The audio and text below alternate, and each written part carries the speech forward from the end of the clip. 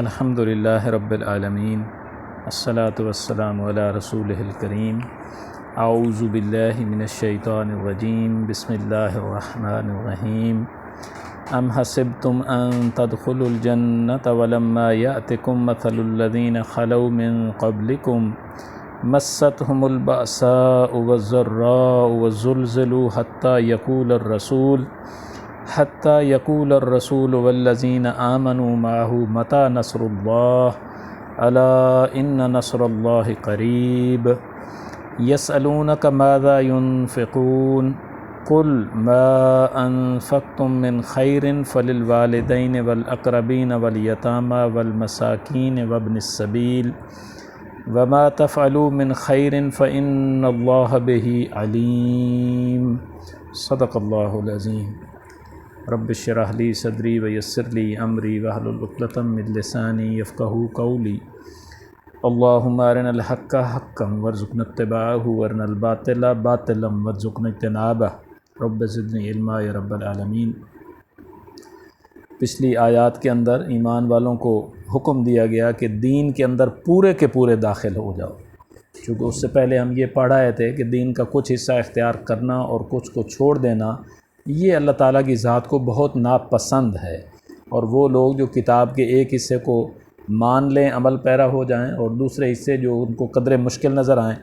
ان کو مصلحتاً چھوڑے رکھیں، اختیار نہ کریں، تو اس کے اوپر اللہ تعالیٰ نے بڑی وعید سنائی کہ ایسے لوگ جو کتاب کے ایک حصے پر ایمان رکھیں اور دوسرے پر نہ رکھیں، ان کی سزا اس کے سوا کیا ہو سکتی ہے کہ انہیں دنیا میں ذلت کی زندگی دی جائے اور آخرت میں عذاب علیم کی طرف لوٹا دیا جائے۔ اس لیے پچھلی آیات میں ہمیں حکم دیا گیا کہ یا ایھا الذین آمنوا ادخلوا فی السلم کافہ، اے ایمان والو اسلام میں پورے کے پورے داخل ہو جاؤ، ولا تتبعوا خطوات الشیطان، اور شیطان کے راستوں کی پیروی مت کرو، انہ لکم عدو مبین، بے شک وہ تمہارا کھلا دشمن ہے۔ اس کے بعد سامنے رکھا گیا کہ جو دنیاوی زندگی ہے یہ کفار کے لیے مزین کر دی جاتی ہے،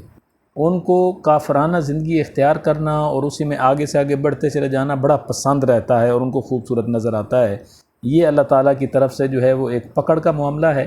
کہ جب انسان کو یہ سٹرائک ہوتا رہے کہ میں غلط کر رہا ہوں تو اس کے اندر اصلاح کے امکان رہتے ہیں کہ وہ کسی ٹائم بھی چھوڑے گا اور سیدھا راستہ اختیار کر لے گا، اور جب چلتے چلتے ایسی سٹیج آ جائے کہ اس کے اندر یہ احساس ختم ہو جائے اور برے کام جو ہیں وہ اسے اچھے لگنا شروع ہو جائیں، تو پھر گویا وہ سٹیج آ جاتی ہے جس کے لیے قرآن مجید نے پیچھے بیان فرما دیا کہ پھر ایسے لوگوں کے دلوں کے اوپر مہریں لگا دی جاتی ہیں اور ان کے کانوں پر مہریں لگ جاتی ہیں، آنکھوں کے اوپر پردے ڈال دیے جاتے ہیں کہ پھر حق ان کے سامنے آتا بھی ہے تو وہ پہچان نہیں سکتے۔ تو تذکرہ کیا گیا کہ کفار جو ہیں ان کے لیے یہ دنیاوی زندگی مزین کر دی گئی،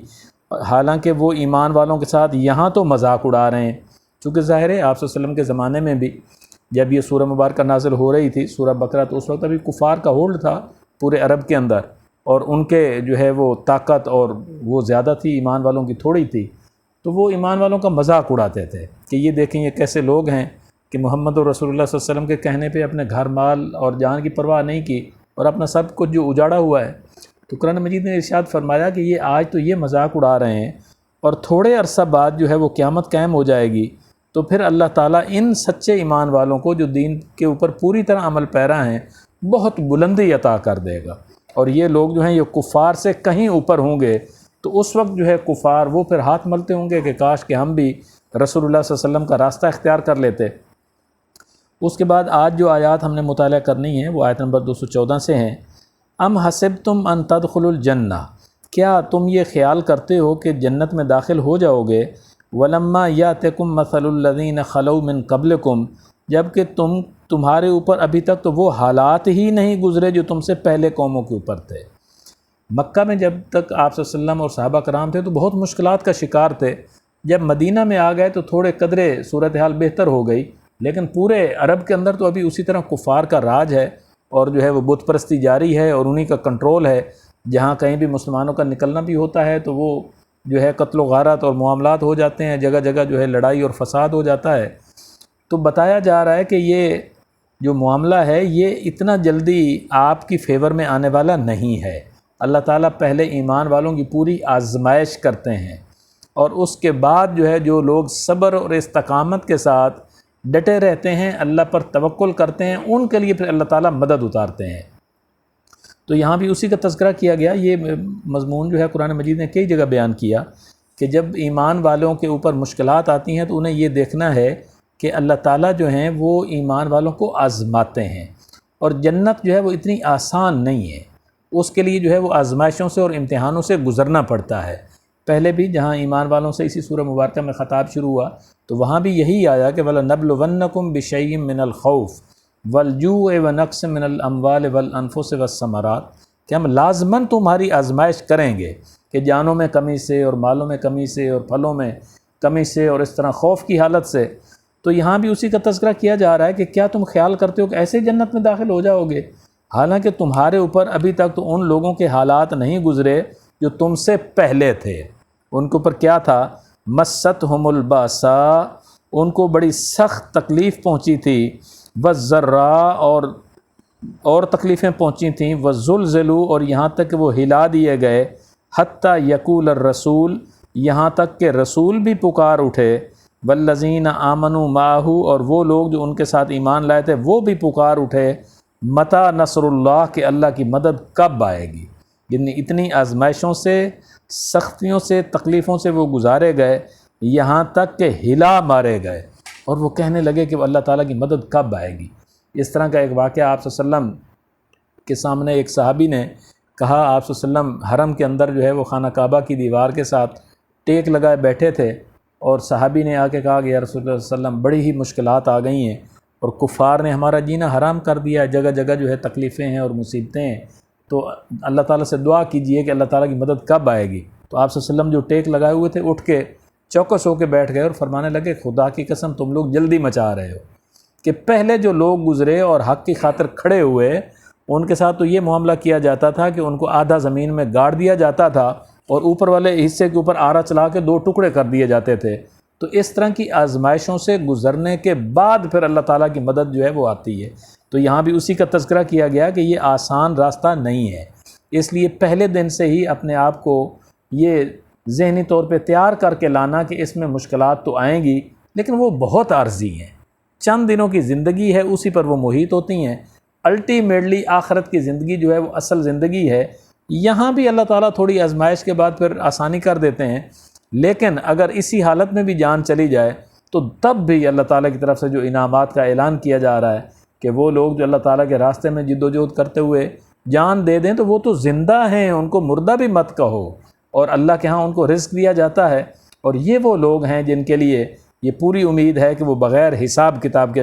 جنت میں داخل کیے جائیں گے۔ اللہ تعالیٰ ہمیں بھی اسی طرح صبر اور استقامت کے ساتھ اپنے دین کے اوپر کاربند فرمائے۔ تو رسول بھی اور وہ لوگ جو اس کے ساتھ ایمان لائے تھے وہ یہ پکار اٹھے کہ اللہ کی مدد کب آئے گی، تو پھر جواب دیا گیا، الا خبردار ہو جاؤ، ان نصر اللہ قریب، بے شک اللہ تعالیٰ کی مدد قریب ہی ہے۔ ہمیں وہ دور نظر آتی ہے، ہم کہتے ہیں سال ہو گیا، 2 سال ہو گیا، 4 سال ہو گیا، جبکہ اللہ پاک نے تو یہ فرما دیا کہ تمہارے 1000 سال ہمارے ہاں 1 دن گزرتا ہے۔ تو وہ اللہ کے ہاں تو وہ کوئی جو ہے وہ اس میں زمانہ نہیں گزرا ہوتا، ہمیں نظر آتا ہے کہ بڑا زمانہ گزر گیا، لیکن جب وہ مشکل چلی جاتی ہے تو پھر آپ دیکھیں گے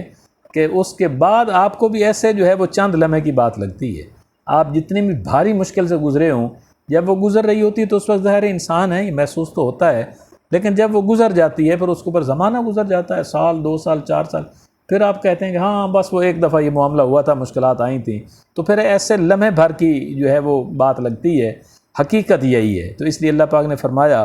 کہ خبردار ہو جاؤ کہ اللہ کی مدد قریب ہی ہے، بس تم جو ہے وہ آزمائش اور اس امتحان سے صبر کے ساتھ گزرو، اللہ تعالیٰ کی مدد آیا ہی چاہتی ہے، اور وہ مدد دنیا میں بھی آتی ہے، جیسے صحابہ کرام کو اللہ تعالیٰ نے مدد سے فتح اور نصرت عطا کی، اور تھوڑے عرصہ بعد وہ پورے عرب کے سپہ سالار بن گئے، اور اللہ تعالیٰ نے پوری جو حکومت تھی وہ ساری کی ساری اسلام کے تابع کر دی، جس کے پہلے جو ہے وہ رسول اللہ صلی اللہ علیہ وسلم خود حکمران ہوئے، اور پھر ان کے خلفاء جو ہیں خلفائے راشدین وہ ہوتے رہے۔ اس کے بعد فرمایا گیا یسألونک ماذا ینفقون، یہ لوگ آپ صلی اللہ علیہ وسلم سے سوال کرتے ہیں کہ کیا خرچ کریں، یعنی گویا یہاں جو آگے جواب دیا گیا اس سے پتہ چلتا ہے کہ وہ گویا ترتیب کے بارے میں پوچھ رہے تھے کہ اللہ کے راستے میں خرچ کرنا ہے تو اس کی جو ہے وہ ترتیب کیا ہوگی، کہ کس کا حق پہلے ہے اور کس کا حق بعد میں ہے۔ تو جواب دیا گیا کل، آپ صلی اللہ علیہ وسلم فرما دیجئے، ما انفقتم من خیر، جو بھی تم خرچ کرو گے مال میں سے، فللوالدین، تو سب سے پہلا حق جو ہے وہ تو ماں باپ کے لیے ہے، والاقربین، اور قرابت داروں کے لیے ہے، والیتامہ، اور یتیموں کے لیے، والمساکین، اور محتاجوں کے لیے، وابن السبیل، اور مسافروں کے لیے۔ یہ ترتیب قرآن مجید نے بیان فرما دی کہ جو خرچ کرنے والے ہیں ان کے لیے پہلا حق والدین کا ہے۔ مفسرین کہتے ہیں کہ جس ترتیب سے یہ الفاظ آتے ہیں اسی ترتیب سے ان کی اہمیت ہوتی ہے کہ پہلا حق والدین کا ہے، پھر قرابت داروں کا ہے، پھر یتیموں کا ہے، مسکینوں کا ہے، اور اس کے بعد جو ہے وہ مسافروں کا ہے۔ وما تفعلوا من خیر، اور جو بھی تم خرچ کرو گے، کوئی بھی کام نیکی کا کرو گے، فإن اللہ بہ علیم، تو بے شک اللہ تعالیٰ اس کو پوری طرح جاننے والا ہے کہ کس طرح سے آپ نے محنت سے مال و دولت کمایا اور پھر اس کو جو ہے وہ والدین کے لیے خرچ کیا، اپنے بیوی بچوں کے لیے خرچ کیا، اور پھر باقی لوگ جو ہیں الاقرب فالاقرب کی ترتیب سے کہ باقی رشتہ دار ہیں، یتیم، مسکین، محتاج، مسافر، تو اللہ تعالیٰ یہ سب جاننے والے ہیں۔ آپ نے جتنی اسٹرگل سے کمایا اور پھر خرچ کیا، یہ نہیں ہے کہ اللہ تعالیٰ کو معلوم نہیں ہے، اللہ تعالیٰ اس سے پوری طرح باخبر ہیں۔ اس کے بعد ہمیں معلوم ہے جیسے سورہ مبارکہ کے اندر مضامین کی ترتیب سے یہ بات سامنے آتی جا رہی ہے کہ پہلے خود اللہ کا بندہ بننا، اور پھر اس پیغام کو دوسرے لوگوں تک پہنچانا، اور پھر الٹیمیٹلی اس کے اوپر محنت کرتے ہوئے وہ جو اصل گول ہے اجتماعی نظام عدل کا قیام ہے، اس کے لیے جد و جہد کرنا، تو اس کی آخری منزل جو ہے وہ قتال فی سبیل اللہ ہے۔ تو یہ سورہ مبارکہ اس وقت نازل ہوئی جب آگے جو ہے تھوڑے عرصہ بعد ہی غزوہ بدر درپیش تھی، تو بار بار ایمان والوں کو قتال فی سبیل اللہ کے لیے اکسایا جا رہا تھا اور ان کے سامنے اس کی فضیلت بیان کی جا رہی تھی۔ تو یہاں بڑی خوبصورت بات ارشاد فرمائی، کتب علیکم القتال، تو تمہارے اوپر جنگ فرض کر دی گئی ہے۔ جیسے پچھلے اتنے احکام ہم نے پڑھے کہ کتب علیکم الصیام، تمہارے اوپر جو ہے یہ فرض کر دیا گیا، اور تمہارے اوپر وصیت فرض کر دی گئی، اور اسی طرح سے حج بھی اور باقی احکامات پیچھے آتے رہیں۔ تو یہاں فرمایا جا رہا ہے کہ کتب علیکم القتال، کہ تمہارے اوپر جو ہے وہ قتال بھی فرض کر دیا گیا، وَهُوَ كُرْهُ لَكُمْ، اور وہ تمہارے لیے بڑا ناگوار لگتا ہے۔ ظاہر ہے جان دینا اور جو ہے خون میں دوسروں کو بھی دیکھنا اور خود بھی زخمی ہونا تو بڑا بھاری کام ہے، اتنا آسان کام نہیں ہے کہ جو ہے وہ دل سے اس کے اوپر اپنے آپ کو قائم رکھنا اور راضی ہونا مشکل کام ہے۔ یعنی اگر آپ ہاسپٹل بھی چلے جائیں اور وہاں بھی بار بار لوگوں کو اس زخمی حالت میں دیکھیں تو اس سے بھی دل جو ہے وہ دہل جاتا ہے۔ تو فرمایا جا رہا ہے کہ یہ قتال فرض کر دیا گیا ہے اور یہ تمہارے لیے ناگوار تو ہے، لیکن وَعَسَىٰ أَن تَكْرَهُوا شَيْئًا، اور ممکن ہے کہ کوئی چیز جس کو تمہیں ناپسند کرو، وَهُوَ خَيْرٌ لَكُمْ، اللہ نے تمہارے لیے اسی میں بہتری رکھی ہو۔ اس میں کوئی شک نہیں ہے کہ وہ جہاد اور قتال فی سبیل اللہ جو ہمیں بہت ہی ناگوار گزرتا ہے، اللہ نے اسی کے اندر خیر رکھا ہے، اور اللہ تعالیٰ اسی کے ذریعے سے ہی ایمان والوں کو عروج عطا کیا کرتے ہیں۔ بنی اسرائیل کے واقعات جو ہمارے سامنے آئے، آگے بھی ابھی آئیں گے، اس میں بھی یہی ہے کہ جب بنی اسرائیل نے یہ جہاد اور قتال فی سبیل اللہ کیا تو اللہ نے مدد اور نصرت عطا کی اور ان کو غلبہ عطا کیا۔ اس کے بعد آج جو ہے یہ امت ہے جس میں ہم موجود ہیں، اس کی بھی تاریخ گواہ ہے کہ سب سے پہلے تو آپ صلی اللہ علیہ وسلم کی سیرت مبارکہ سے، اور اس کے بعد جب تک کہ مسلمانوں کا عروج رہا، تو عروج کب ملتا ہے؟ الٹیمیٹلی آپ کو اللہ کے راستے میں جہاد و قتال فی سبیل اللہ کرنا پڑتا ہے، چونکہ جو لوگ اقتدار کے اوپر قابض ہوتے ہیں ان کے ویسٹڈ انٹرسٹ ہوتے ہیں اور وہ دعوت اور تبلیغ سے اس سے باز نہیں آتے، تو اس کے لیے جو ہے جہاد اور قتال کا راستہ ہے جو اللہ تعالیٰ نے مقرر فرمایا، تو اس کے اوپر ہدایات دے دیں کہ ہو سکتا ہے یہ تمہیں ناگوار گزرے، لیکن عین ممکن ہے کہ کتنی چیزیں ہیں جو تمہیں ناگوار گزرتی ہوں لیکن اللہ تعالیٰ نے اسی کے اندر تمہارے لیے خیر رکھا ہو۔ وَعَسَىٰ أَن تُحِبُّوا شَيْئًا، اور یہ بھی ممکن ہے کہ ایک چیز کو تم پسند کرو، وَهُوَ شَرٌّ لَكُمْ، حالانکہ اس کے اندر تمہارے لیے شر ہو، برائی ہو، تمہیں تو پتہ نہیں ہے، وہ بعد میں جا کے پتہ چلے گا کہ وہ چیز جس کو تم بڑا اٹریکٹیو سمجھ رہے تھے اور بڑی محنت کر کے اس کو حاصل کرنے کی کوشش کر رہے تھے، اور الٹیمیٹلی اس سے شر برآمد ہو گیا۔ آپ نے بڑی محنت کی، رات دن پیسے اکٹھے کیے، جوڑے، اور ایک جو ہے وہ گاڑی خریدی، اور اسی گاڑی میں اپنے بال بچوں کے ساتھ اور معاملات کے ساتھ لے کے سڑک میں نکلے، ایکسیڈنٹ ہو گیا، کوئی فوت ہو گیا، کوئی زخمی ہو گیا، کسی کی ٹانگ ٹوٹ گئی، آپ کہیں گے کہ دیکھیں میں تو اس کو بڑی خیر سمجھتا تھا، اتنی محنت کر کے یہ معاملات کرتا رہا اور اسی کے اندر سے شر برآمد ہو گیا۔ تو اس لیے انسان نہیں جانتا، یہ اس کے لیے تو اللہ تعالیٰ کی طرف رجوع کیا جاتا ہے۔ جس کو اللہ پاک فرما دیں گے کہ یہ تمہارے لیے بھلائی ہے، اس میں مجھے ناگواری بھی نظر آئے گی تو میرا غیب پہ یقین ہوگا کہ ہاں خیر میرا اسی کے اندر ہے، اور وہ چیز جو مجھے دیکھنے میں بڑی پسندیدہ ہو اور اللہ فرما دیں کہ اس کے اندر شر ہے تو مجھے اس سے باز آ جانا ہے اور اپنے آپ کو روک لینا ہے کہ جو کچھ اللہ فرما رہے ہیں وہ حق ہے، وہ ہو کے رہنے والا ہے۔ واللہ یعلم وانتم لا تعلمون، اور اللہ جانتا ہے اور تم نہیں جانتے، حقیقت تو یہی ہے۔ اس کے بعد قتال فی سبیل اللہ کے حوالے سے احکامات دیے گئے، اور قتال کرنے کے لیے چونکہ ظاہر مسلمانوں کو تیار کیا جا رہا تھا تو ان قریش مکہ سے جنگ کرنی تھی جن کا مکہ کے اوپر قبضہ تھا، وہاں انہوں نے بت بھی رکھے ہوئے تھے، لیکن بہرحال وہ ظاہر ہے محترم جگہ ہے، وہاں قتال کرنا جو ہے وہ کوئی اتنا آسان کام نہیں ہے۔ تو وہ عربوں کی پرانی روایت بھی چلی آ رہی تھی اور مسلمانوں کے لیے بھی قرآن مجید بیان فرما رہا تھا،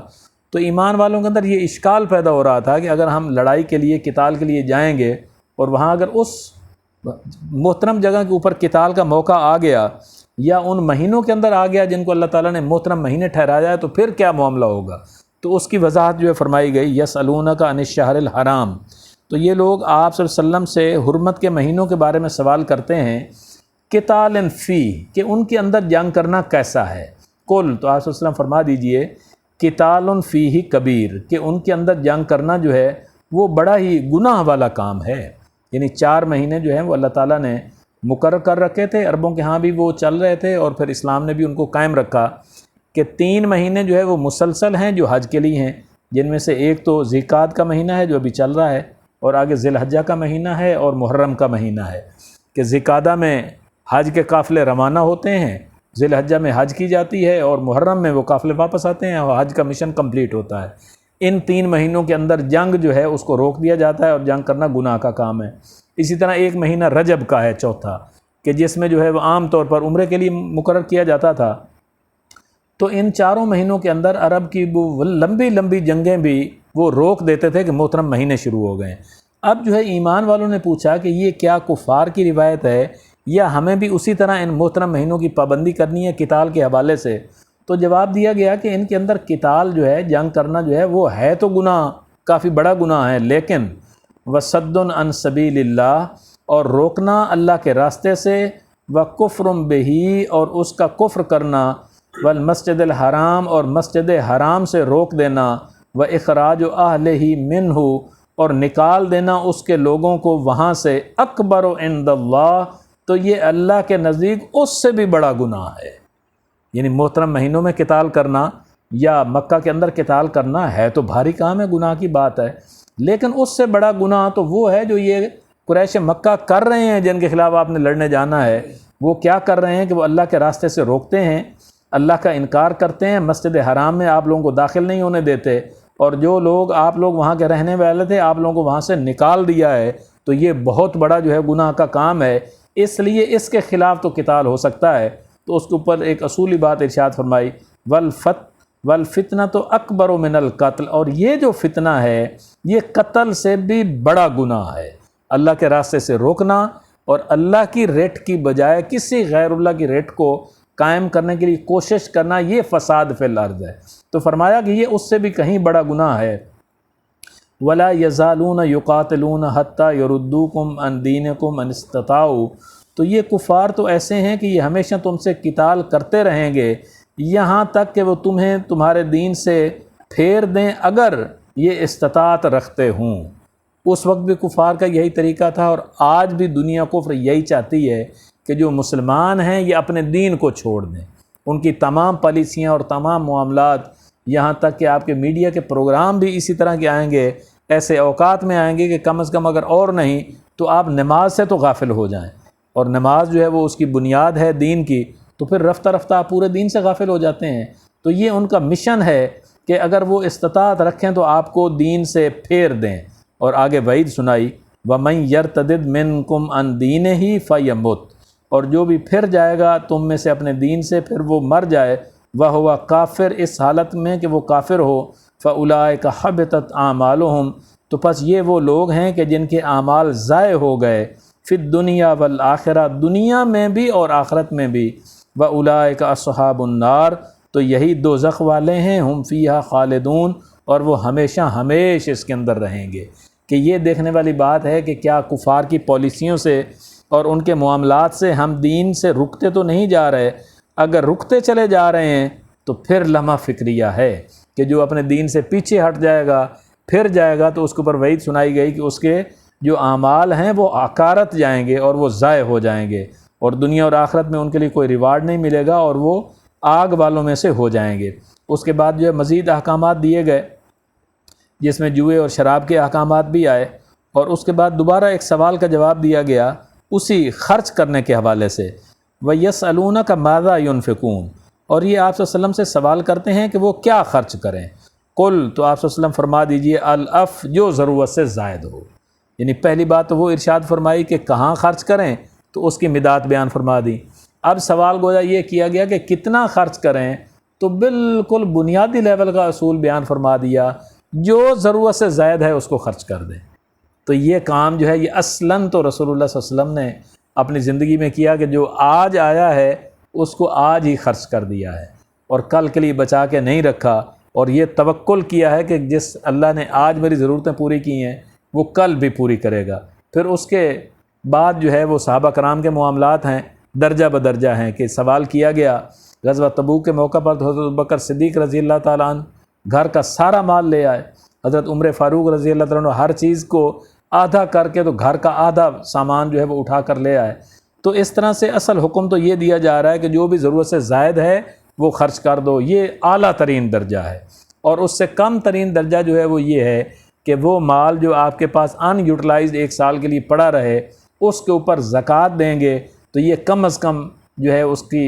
ایک لیول ہے۔ اس کے بعد آپ اس کے درمیان میں جتنا چاہیں اللہ کے راستے میں خرچ کرتے چلے جائیں، لیکن اصول جو ہیں وہ وضع کر دیے اور بیان فرما دیے۔ کذالک یبین اللہ لکم الآیات، اس طرح اللہ تعالیٰ تمہارے لیے آیات کو، احکامات کو واضح کر دیتا ہے، لعلکم تتفکرون، تاکہ تم غور و فکر کرو اور اس کے مطابق اپنی اصلاح کرو۔ تو انشاءاللہ اس سے آگے جو ہے وہ اگلی دفعہ مطالعہ کریں گے۔ اللہ تعالیٰ سے دعا ہے جو کچھ ہم نے پڑھا اس کو سمجھنے کی اور عمل کرنے کی توفیق عطا فرمائے۔ اقول قولی ھذا واستغفر اللہ لی ولکم ولسائر المسلمین والمسلمات۔ جزاکم اللہ خیر۔